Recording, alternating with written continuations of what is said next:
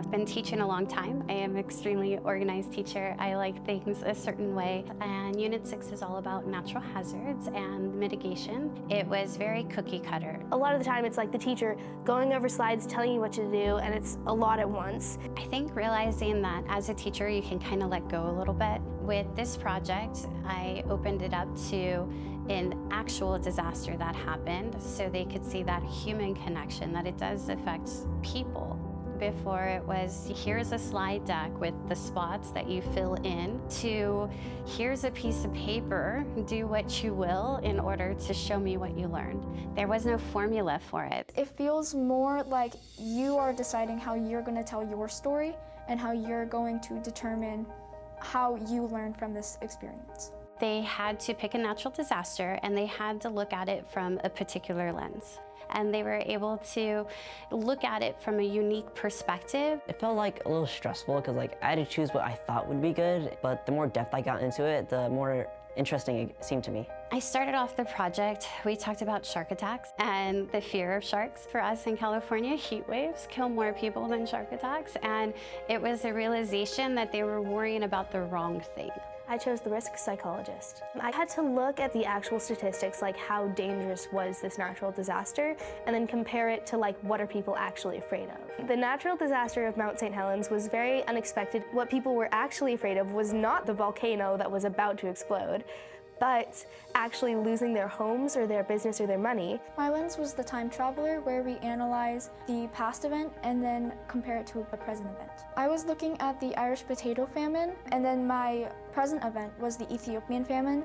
The project I did was about the 1918 Spanish flu pandemic, and I chose a lens of a system analysis, which is basically looking at the cause and effect of all the things. You could look at your natural disaster and look at your lens. She had articles that would tell you all the facts and also tell you stories behind it. They were like, we don't have enough information here. You were also able to go off and do your own research on the internet, and then you could take those sources that you had learned stuff from and send them back to Miss Jones. So it was growth together. During the project, we had 4 journal prompts, and the journal prompts started off with what are they most scared of. It's interesting to think about what's the actual thing I should be afraid of versus the movie fear is what we called it. Their next journal prompt went more towards who's affected by a natural disaster. What are we not seeing? The process opened my eyes. Humans can really help each other if we just tried a little harder to really engage ourselves with other countries around us. They realized how government and different systems in place can make a difference of how much impact a disaster has. Because it was during World War I, most of the communication was cut off because they didn't want to demoralize the soldiers. So most people didn't know about the flu. That's why it spread so silently and quickly. At the end, we asked them, now that you've looked at the fear, you've seen who it's actually affecting, how does that change your perspective from where we started to the end? It kind of showed me a different way of looking at the world. You can never accurately predict everything, right? And that's kind of the fun part about life. One man, Harry Truman, chose to actually stay behind when the mountain was erupting because he said that the government was being dramatic. I thought it was really interesting to learn about how stubborn people are. I learned that through wars, people will not send really important information because they're just trying to win the war. It just surprised me how far they go to just try to win something.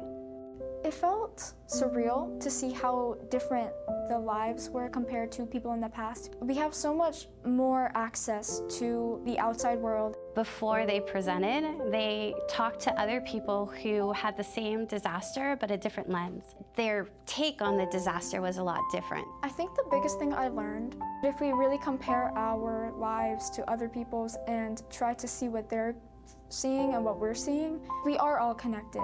We impact each other a lot more than we really feel like we do. Since I lived through COVID, it gave me deeper impact.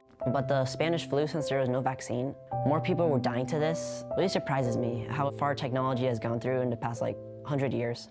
It was more than just finding facts, copying and pasting, making a beautiful PowerPoint presentation. It was really them making meaning of it on their own. We go through shifts in education where a focus is on one thing or another thing, but I really think that connection is something that is kind of the constant. There's actually like a human connection, and I think when they're able to make that, it's just more meaningful.